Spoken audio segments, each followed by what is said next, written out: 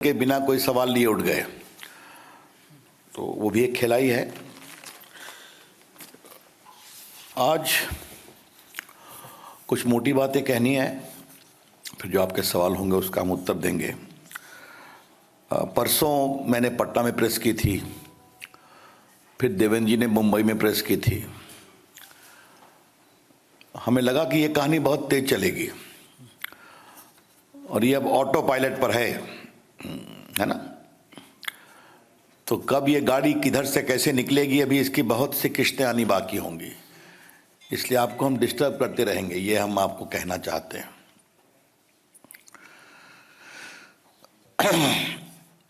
महाराष्ट्र में मित्रों जो हो रहा है वो विकास नहीं है, वो वसूली है।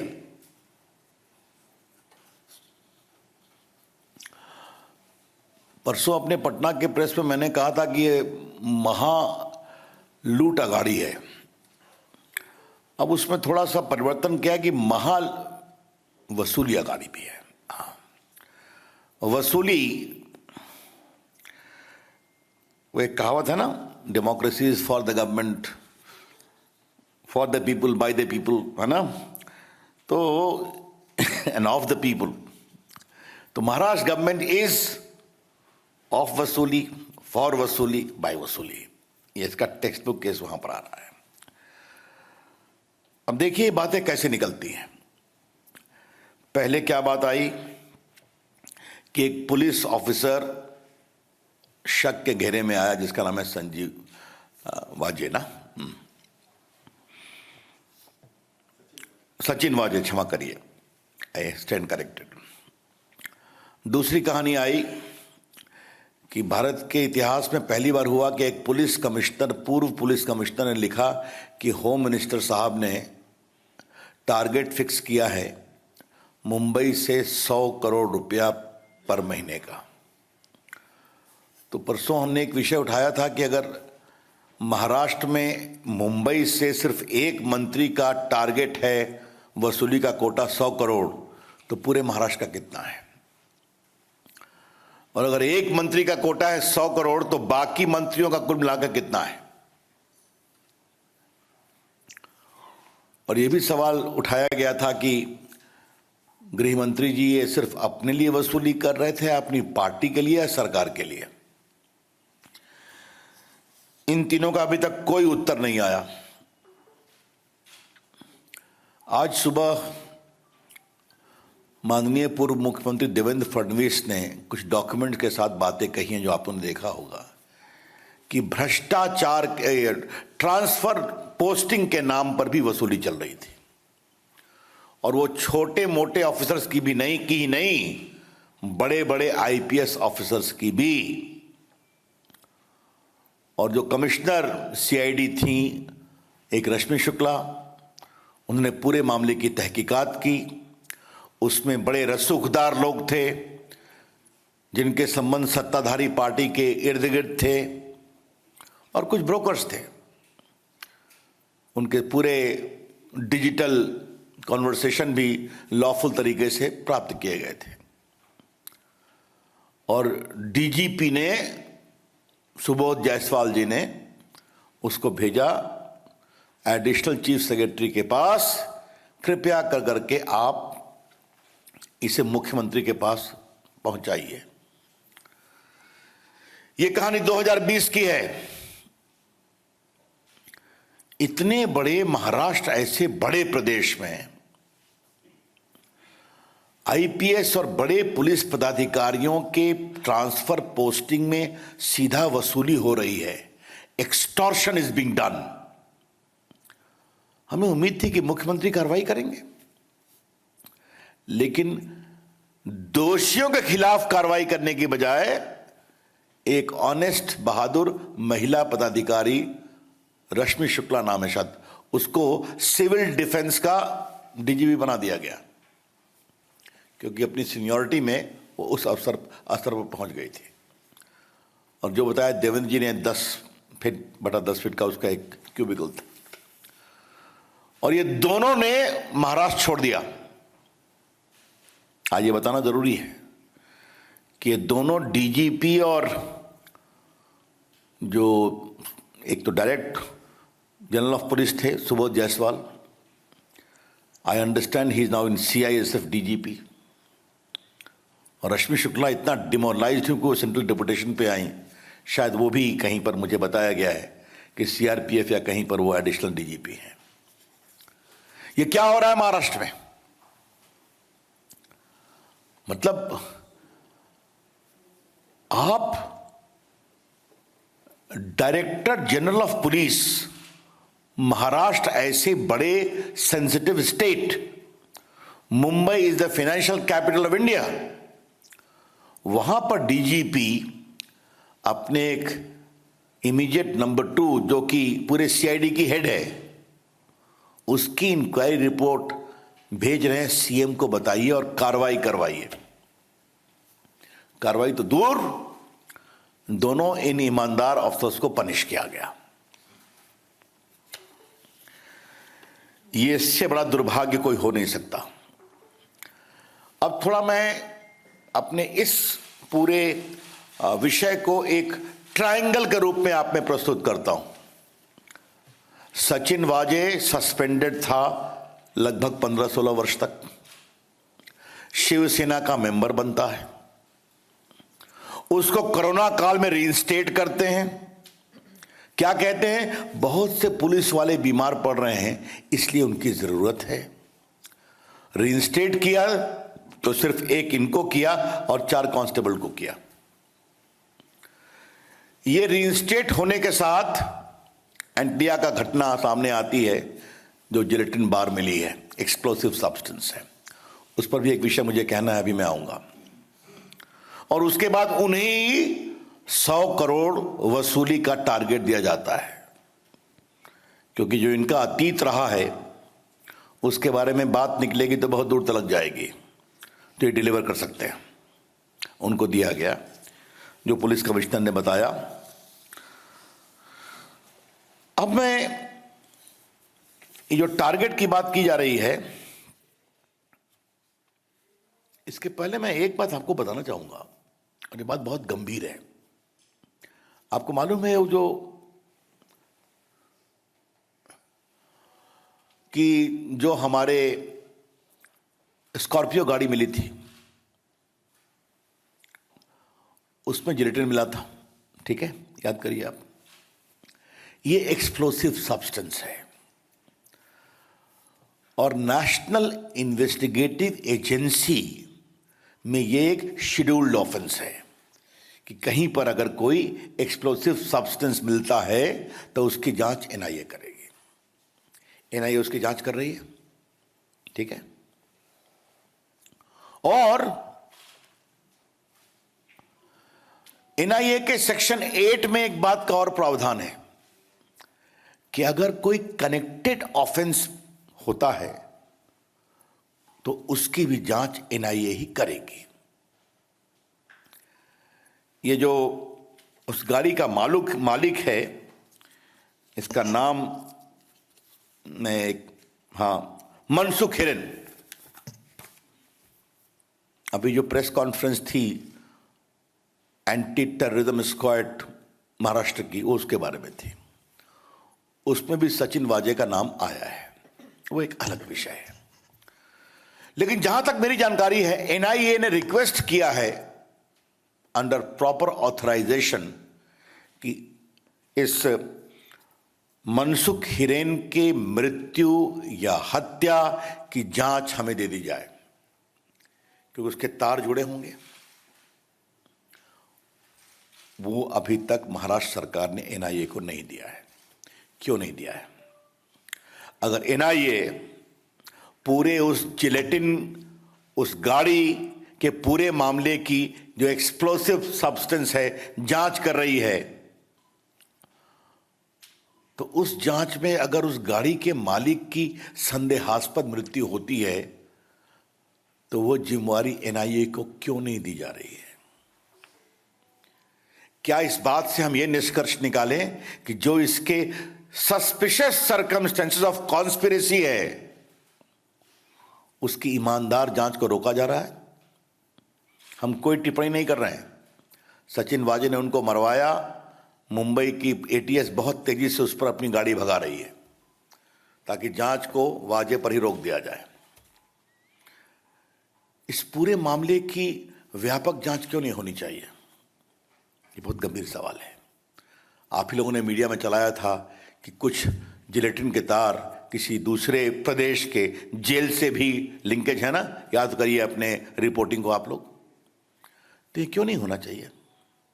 मैं फिर कहूंगा, अगर भारत की एनआईए एक उद्योगपति के घर के सामने जो मिली है गाड़ी जहां से जिलेटिन रिकवर हुआ, उसके पूरे मामले की जांच कर रही है, तो अगर उस गाड़ी का तथाकथित मालिक से संदेहास्पद परिस्थितियों में मृत पाया जाता है, तो उसकी जांच को क्यों रोका जा रहा है?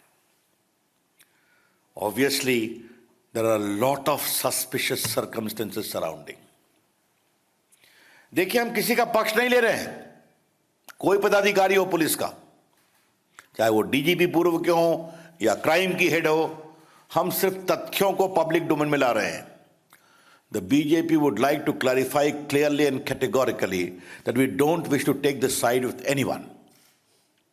We are only bringing the fact into the public domain, including all the suspicious circumstances, which raises very sensitive questions, जो कि बहुत ही संदेहास्पद सवाल पैदा करते हैं।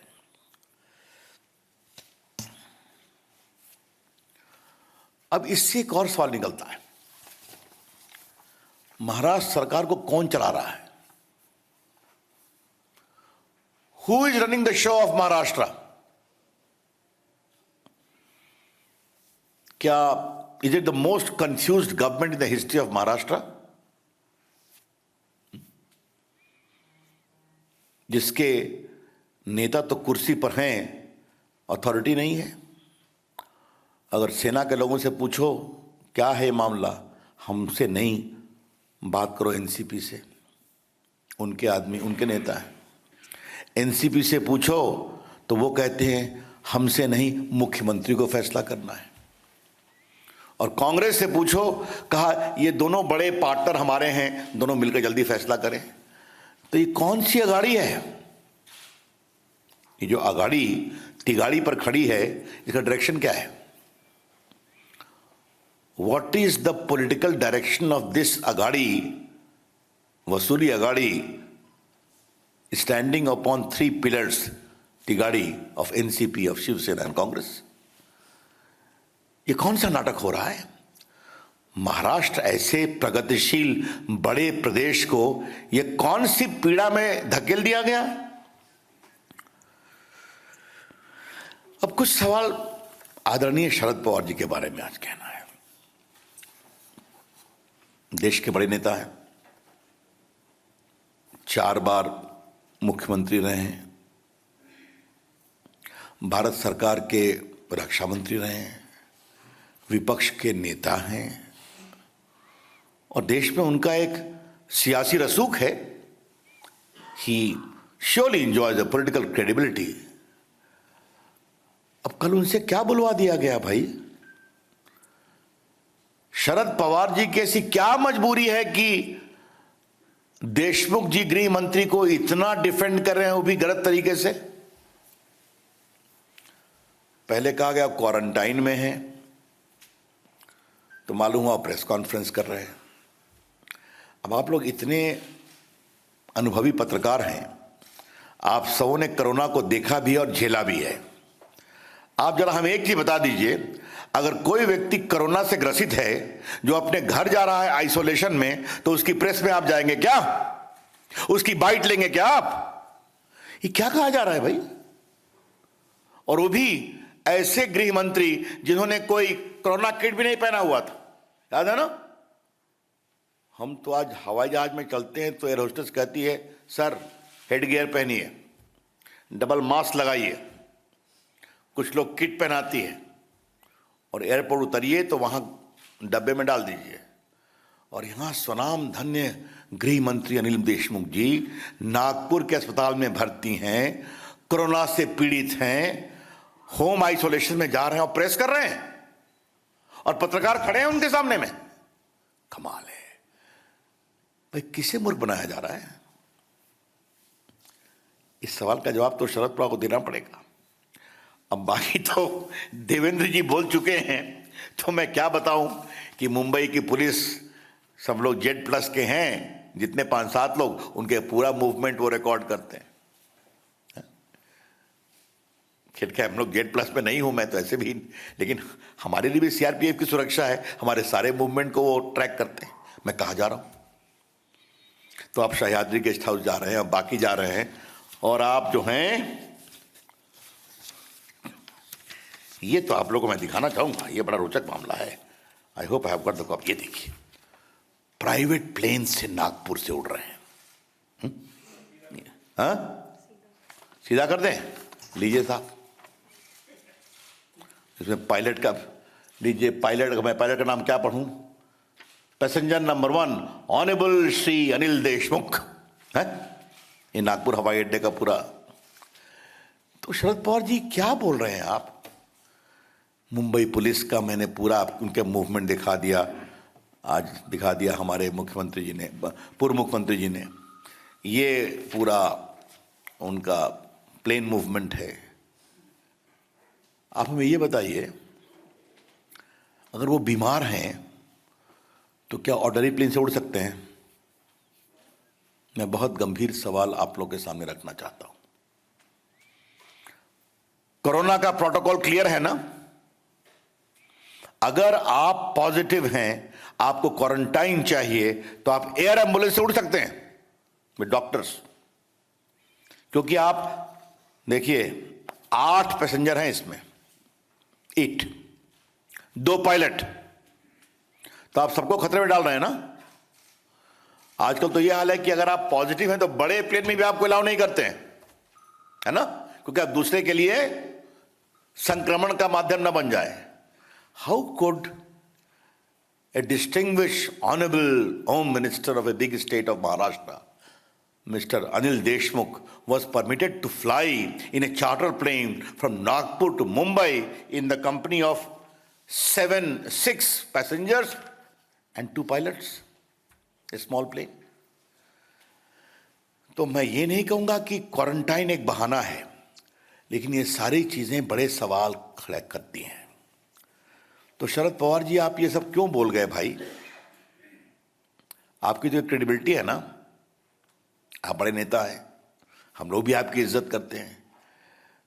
तो फिर कहूंगा, शरद पवार जी कृपया करके देश को आप ये ज्ञान दें कि ऐसा क्या दबाव था कि आपको गलत तथ्यों के आधार पर अपने गृह राज्य मंत्री को डिफेंड करना पड़ा, गृह मंत्री को डिफेंड करना पड़ा महाराष्ट्र सरकार के। अब शरद पवार जी की प्रतिष्ठा को कैसे रेस्टोर किया जाए, ये हमको भी चिंता है, क्योंकि देश के बड़े नेता हैं वो। तो ऐसा हमें लगता है कि शरद पवार जी की जो 2 दिनों में राजनीतिक साख पर जो बहुत बड़ा धब्बा लगा है, उसका एकमात्र रास्ता है, शरद पवार जी आप कृपया करके अनिल देशमुख जी का इस्तीफा कराएं। I would very respectfully urge Shri Sharad Pawar ji, who is a very senior public figure of the country, having adorned the office of Chief Minister of Maharashtra 4 times, the Defense Minister of India, the leader of opposition in the Lok Sabha, minister for more than 10 years in the UPA government, 10 years in UPA government. A serious dent has been caused to his political credibility by the patent falsehood which he was made to speak about the illness and non-availability of Mr. Anil Deshmukh. In a democracy of the size of India, surely we would like his credibility to be restored. And I believe the only way it can be restored is that Mr. Sharad Pawar ji kindly use your authority to make Mr. Anil Deshmukh resign. That's the only way your credibility would be restored. मित्रों, मुझे एक अंतिम बात आपसे कहनी है। अब वो है कि हम कुछ भी कहते हैं तो महाअघाड़ी को गिराने की साजिश है ना, महाअघाड़ी को बदनाम करने की साजिश है। याद होगा कि साधु पालाघार में उनको मारा गया था, याद होगा आपको, पुणे के नजदीक बुरी तरह से मारा गया था। देश में बहुत चिंता हुई थी, उस पर डिमांड किया इंक्वायरी होनी चाहिए। अघाड़ी की सरकार को बदनाम करने की कोशिश है, पुलिस ने कोई कार्रवाई नहीं की। आपको याद होगा, आपको याद होगा कि एक नेवी का एक ऑफिसर को बुरी तरह से मारा गया था, एक्स नेवी ऑफिसर शिवसेना के गुण शर्मा जी को। वो विषय राष्ट्र में उठा, हमारी महाअघाड़ी सरकार को बदनाम करने की कोशिश है। सुशांत सिंह राजपूत के दुर्भाग्यपूर्ण आत्महत्या को लेकर देश में एक जबरदस्त गुस्सा था, उसका मामला चल रहा था, तो महाअघाड़ी सरकार को गिराने की कोशिश है। आपको याद होगा कि दो मंत्रियों को लेकर काफी विषय आया था, एक धनंजय मुंडे हैं और दूसरा कौन है, संजय राठौड़। अब वो विषय क्या था मुझे आपको बताने की जरूरत नहीं, आप सभी जानते हैं। वो विषय उठाया गया, हमारी महाअघाड़ी सरकार को गिराने की कोशिश है। अब जब भ्रष्टाचार का विषय उठाया जा रहा है तो फिर वही तर्क दिया जा रहा है, भाई आपकी महाअघाड़ी इतनी कमजोर है क्या? आप लूट करेंगे, आप वसूली करेंगे, आप 100 करोड़ का टारगेट रखेंगे। एक असिस्टेंट पुलिस इंस्पेक्टर को, जिसका क्रिमिनल रिकॉर्ड है, आज उनका एटीएस भी कह रहा है, उसको क्या कहा था उद्धव ठाकरे ने, डिफेंड किया था ना, याद करिए 20 दिन पहले विधानसभा में, कि आरोप लगाने से कोई बात नहीं बनती है। ये मैंने पहली बार देखा है कि एक असिस्टेंट पुलिस इंस्पेक्टर को डिफेंड मुख्यमंत्री कर रहे हैं, जिनको डीएसपी एडवाइस डिफेंड करता है वो भी नहीं करता है, और उस असिस्टेंट पुलिस इंस्पेक्टर को क्राइम का हेड बना दिया गया तो भी कुछ नहीं। ट्रांसफर पोस्टिंग में एक रैकेट है, वो भी कहो, बड़े अधिकारी कहते हैं, तो हमारी अघाड़ी की सरकार को गिराने की कोशिश की जा रही है। मैं फिर रिपीट करूंगा, mister Uddhav Thackeray's government has lost the moral authority to govern. Uddhav Thackeray की सरकार शासन का नैतिक अधिकार खो चुकी है। यह सिर्फ वसूली की महाअघाड़ी है, उत्तरदायित्व और शासन की नहीं है। That's all from my side friends, open two questions. Any questions? जो आरोप लगे हैं अनिल देशमुख पर वो बहुत ही संगीन और गंभीर हैं, बावजूद इसके एनसीपी, शिवसेना, कांग्रेस तीनों ये रट लगाकर बैठी है कि अनिल देशमुख इस्तीफा नहीं देंगे।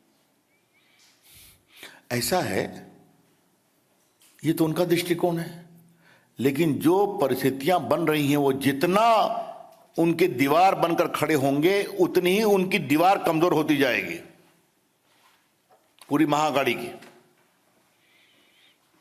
और जिस प्रकार से उनको बचाने की कोशिश की जा रही है, तो मैं फिर कहूंगा कि देशमुख साहब ये 100 करोड़ का टारगेट अपने लिए कर रहे थे या अपनी पार्टी के लिए, अपनी सरकार के लिए? और सचिन वाजे के पेट में और कितने राज हैं? और यह बात इसी से स्पष्ट है कि एनआईए की जांच को रोका गया और एटीएस ने हड़बड़ी में उसको खाली एक्यूज बना के छोड़ा है। ये मैंने बताया आपको। मैंने उसका एक शब्द होता है, too many suspicious circumstances surrounding. कई संदेहास्पद परिस्थितियां चारों तरफ घूम रही हैं। जी जी। रवि जी, आज संजय राउत ने बयान दिया और उनका लेटर किसी के इस्तीफे का आधार नहीं है, और दूसरा उन्होंने संजीव भट्ट का कोट किया कि संजीव भट्ट के मामले में भी तब के मुख्यमंत्री और अब के प्रधानमंत्री पर आरोप लगाए, तो उस पर क्या कहेंगे? मेरा जवाब बहुत सिंपल है और मैं बड़ी बात पर ले जाना चाहता हूं। स्वयं नरेंद्र मोदी जी को सुप्रीम कोर्ट के बनाए एटीएस ने एग्जामिन किया था कि नहीं किया था? 12 घंटे इंटरोगेशन किया था कि नहीं किया था? कभी हमने विरोध किया था क्या? और उसी सुप्रीम कोर्ट में उस समय राघवन सीबीआई के एक्स डायरेक्टर थे, जिसमें सुप्रीम कोर्ट ने कहा था कि एक भी गुजरात का सिटिंग रिटायर्ड ऑफिसर नहीं होगा। उन्होंने कहा मोदी जी के खिलाफ आरोप बेबुनियाद है। अमित शाह जी को जेल में भेजा गया था कि नहीं भेजा गया था? और अमित शाह को सुप्रीम और मैं एक कानून के छात्र के रूप में कह रहा हूं, सुप्रीम कोर्ट का वो आदेश गलत था। उन्होंने 1 साल अमित शाह को तड़ीपार किया था कि वो गुजरात नहीं जाएंगे। ये सच्चाई नहीं है क्या? तो ये कौन सी बात कही जा रही है? ये कौन सी बात कही जा रही है? ये भ्रष्टाचार का मामला है, गंभीर मामला है। इसको लेकर इतनी हल्के तरीके से बात करेंगे तो उनको मुबारक। और जो गलत तथ्यों पर, मैं किसी गुजरात के ऑफिसर के बारे में कोई बोलना नहीं चाहता हूं। बाद में वो इंक्वायरी हुई, आपको मालूम है सब क्या हुआ, और उनके कांग्रेस से क्या संबंध थे। अब वो चले गए ऊपर, अहमद पटेल, ज्यादा मैं नहीं कुछ बोलना चाहता।